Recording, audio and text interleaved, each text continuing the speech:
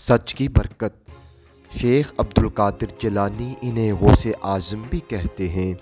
بہت بڑے بزرگ اور ولی اللہ ہو گزرے ہیں۔ آپ کی ساری زندگی تبلیغ و اشاعت و اسلام میں گزری۔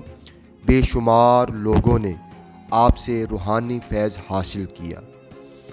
آج بھی دنیا آپ کی تعلیمات سے فیض یاب ہو رہی ہے۔ آپ کو بچپن سے ہی علم حاصل کرنے کا بے پناہ شوق تھا۔ آپ نے ابتدائی تعلیم تو اپنے قصبہ جیلان میں ہی حاصل کی، لیکن دین کی اعلیٰ تعلیم حاصل کرنے کے لیے بغداد جانا پڑتا تھا۔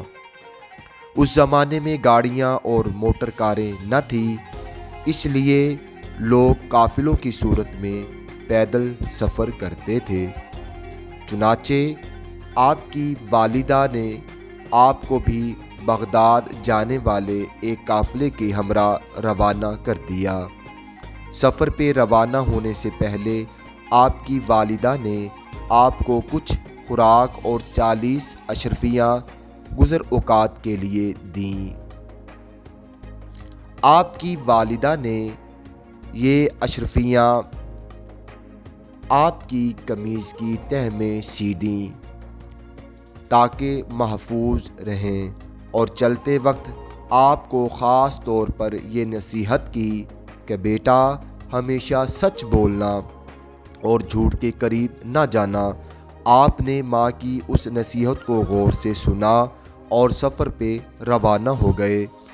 قافلے کے لوگ ڈرتے ڈرتے سفر پہ روانہ ہوئے۔ انہیں اس بات کا بھی خدشہ تھا کہ کہیں راستے میں ڈاکو قافلے پر حملہ نہ کر دیں، کیونکہ ان دنوں راستے غیر محفوظ تھے اور ڈاکو اکثر قافلوں کو لوٹ لیا کرتے تھے۔ آخر وہی ہوا جس بات کا ڈر تھا۔ قافلے نے ابھی سفر کی 2 منزلیں ہی طے کی تھی کہ ڈاکوؤں کے ایک گروہ نے رات کی تاریکی میں اس پر حملہ کر دیا۔ تمام قافلے میں افراتفری اور بھگدڑ مچ گئی اور ڈاکوؤں نے اہل قافلہ کو خوب لوٹا۔ ایک ڈاکو شیخ عبدالقادر جیلانی کے پاس آیا اور کہنے لگا، لڑکے تیرے پاس کیا ہے؟ آپ نے جواب دیا، میرے پاس 40 اشرفیاں ہیں جو میری قمیض کی تہہ میں سلی ہوئی ہیں۔ ڈاکو نے آپ کی اس بات کو مذاق سمجھا اور ہنستا ہوا آگے گزر گیا۔ اتنے میں ایک اور ڈاکو آپ کے پاس آیا اور وہی سوال کیا۔ آپ نے پھر وہی جواب دیا۔ وہ ڈاکو یہ جواب سن کر حیران ہوا اور آپ کو پکڑ کر اپنے سردار کے پاس لے گیا۔ ڈاکو کے سردار نے تعجب سے آپ کو دیکھا اور پوچھا، لڑکے سچ مچ بتا تیرے پاس کیا ہے؟ آپ نے وہی بات دہرائی۔